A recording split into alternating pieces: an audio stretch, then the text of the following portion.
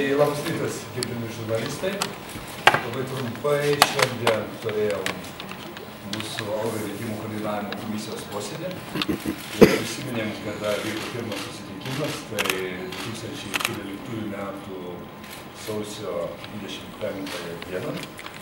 Ir tada buvo priimtas politinis sprendimas tų pačių žmonių, noriu pabrėžti, kurie šiandien čia stovi prieš jus, kad 2015 metais turi Lietuvoje būti įvestas euras.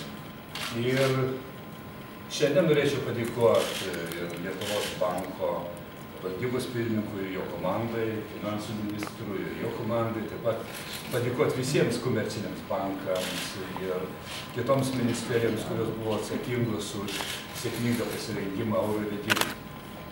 Ir taip pat Lietuvos paštas, kuris irgi, aš manau, sėkmingai susidorojo su jam iškiau tais tikslais, uždaviniais ir, kaip matom, labai sėkmingai irgi keitė litus į eurus.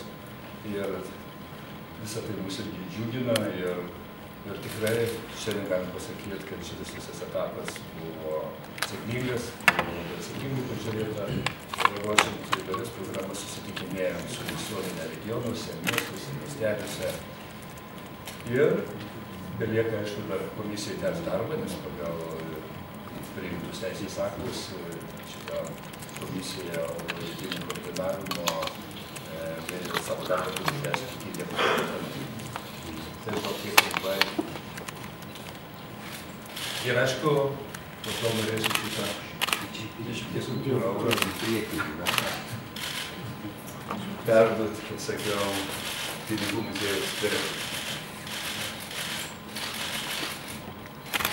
Perduodu. Buvo aiškiai parodyti visam pasauliui.